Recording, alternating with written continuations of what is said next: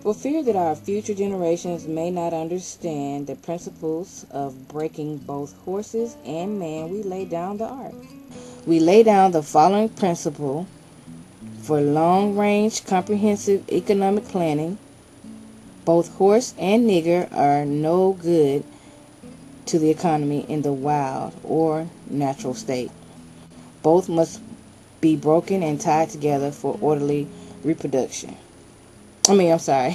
Orderly production. We know who try to do reproduction with horses. Basically, instead of reading all of this, basically what they did was they took the female and they stood her there with her offspring, and they took a civilized nigger and they used a bullwhip and they beat him to the point of death right in front of her. By her being left alone and unprotected with the male image destroyed, the ordeal caused her to move from her psychological dependent state to a frozen independent state.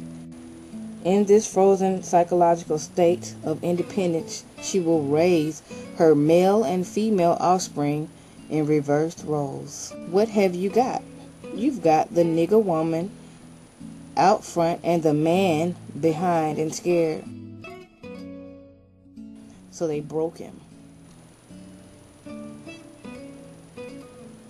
By the time a nigger boy reaches the age of 16, he is soundly broken in and ready for a life sound and efficient work and the reproduction of a unit of good labor force. We have created an orbiting cycle that turns in its own axis forever unless a phenomenon occurs and reshifts the positions of the female savages. Again, I can look at my family and I can look at other people's family around me, and that right there, as far as mothers raising their children in reverse roles, is absolutely true.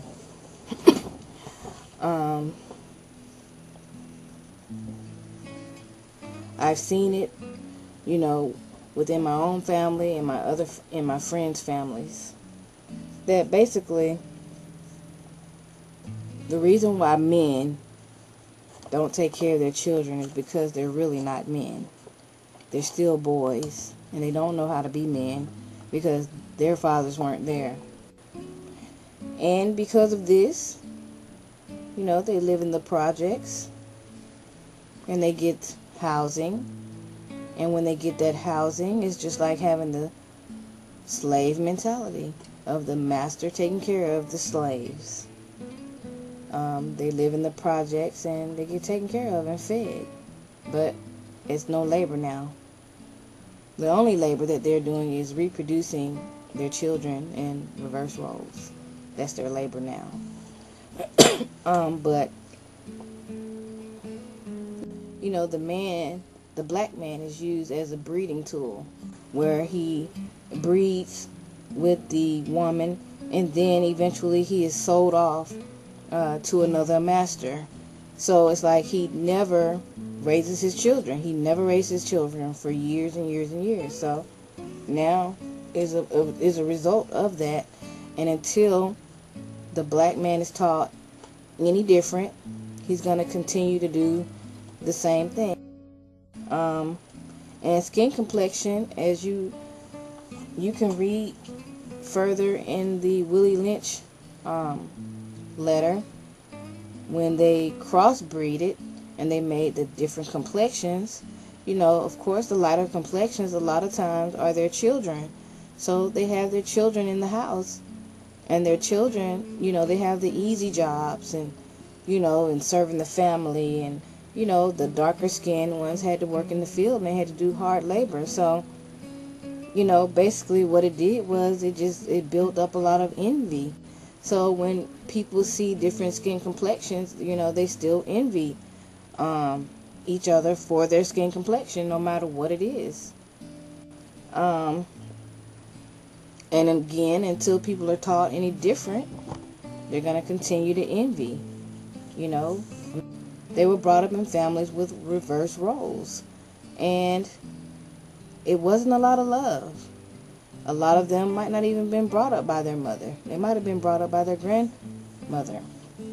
You know, so I mean, there's an issue there, but you know, I say to you and anyone else out there that instead of sitting here and complaining, you know, about the way that people are, come out of yourself and help somebody, you know, and see what happens. See how the Lord blesses you. I suggest would be Visions for Black Men